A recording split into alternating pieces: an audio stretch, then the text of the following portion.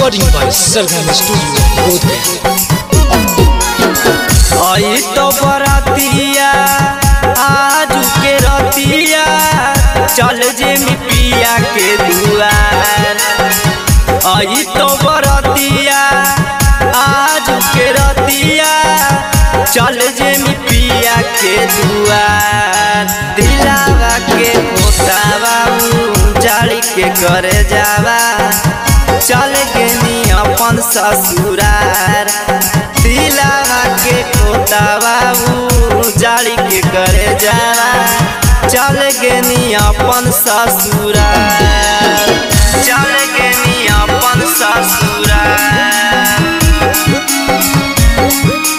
दिलावा के खोतावा जाड़ी के करे जावा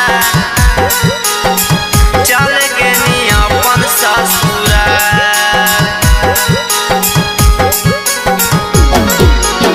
सोचल सपनावा हमार कई देनी सच गे।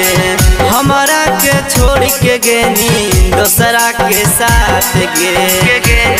दोसरा के साथ गे। सोचल सपनावा कई देनी तू सच गे। हमारा के छोड़ के गेनी दोसरा के साथ गे। दोसरा के साथ गे। रोते रोते काट जाओ गे करे जावा हमर सारी सारी रात। अग दिलावा के खोतावा जाड़ी के करे जावा चल गेनी अपन ससुरार। अग दिलावा के खोतावा जाड़ी के करे जावा चल गेनी अपन ससुरार। अग दिलावा के खोतावा अग दिलावा के खोतावा जाड़ी के करे जावा चल गेनी अपन ससुरार।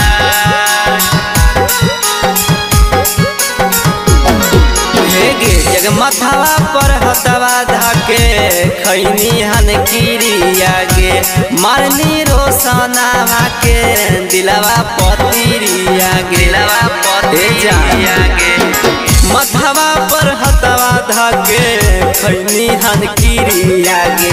मारनी तू गुनुआ के दिलवा पतिरिया गे। दिलवा पतिरिया गे। रहना हनी के करे जावा कैले भी न हमारा सेवा।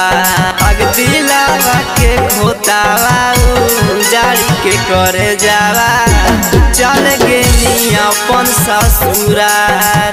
अग दिलावा के खोतावा जाड़ी के करे जावा चल गेनी अपन ससुरार।